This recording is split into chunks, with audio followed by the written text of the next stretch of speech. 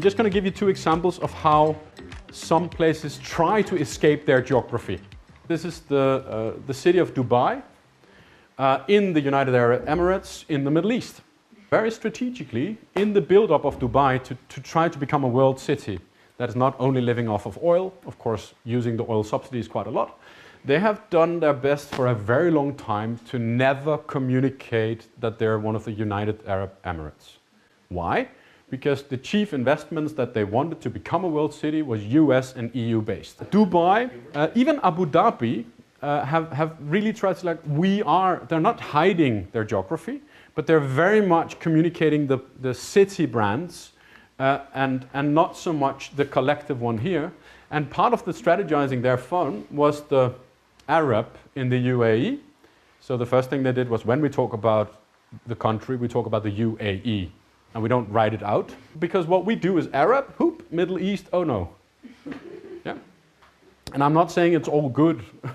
But you can even see in the promotional campaigns from Dubai, but also definitely Saudi Arabia, if you look at materials 10 years ago, it was portraying westernized people in a westernized lifestyle and so on, because that was how you portrayed the image of a world city. And now it is becoming more mixed and more genuine and actually more authentic. But they needed to go through those development stages before. Oslo, capital of Norway. Norway, an image dominated by nature. Scandinavia, a region dominated by serenity, serendipity, maybe a little bit of design, a lot of light stuff because it's always dark and depressing, right?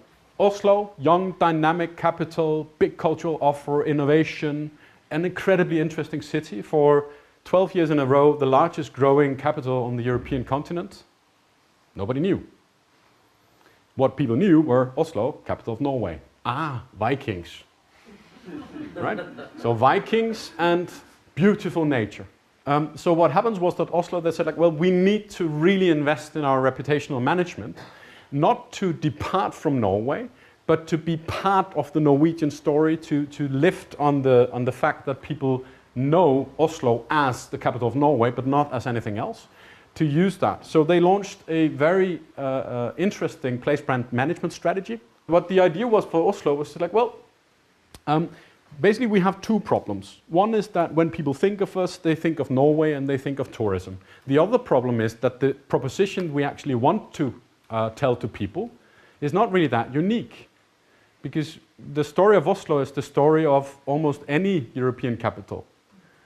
Their goal was to be seen as, just like Copenhagen, Stockholm, Hamburg is not a capital, but it's big enough, right? To be seen as one of those other Nordic or Nordic-ish cities. That's not becoming unique, that's becoming part of a different club than the kind of club that you're automatically put in. And that led to a very envisioned place brand strategy. But Oslo turned it into a place development strategy.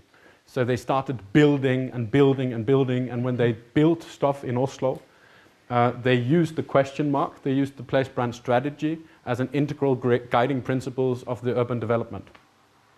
So they have a strategy around that, a strategy for investing in the cultural and the educational facilities and so on. And also they launched a cooperation with other Nordic cities to co-market the idea of the Nordic city. And curiously at the same time, because of geopolitics, the Nordics became introduced as a region instead of Scandinavia. If we look at this, so the chief takeaway for everything basically is that places don't need brands. You cannot design brands, you cannot develop brands for places. Because the places are brands, they work like brands do in your head. The place names are the place brand markers. The following question that derives from that, and that is partly, that is not a question that should always be answered the same, but is, shouldn't we then manage them as such?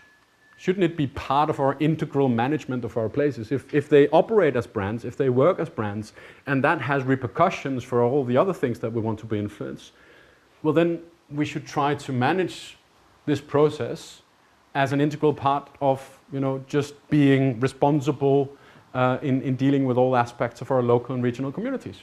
And I think the thing I want to highlight here is no matter your strategic objectives, it's worth managing and monitoring it as a brand.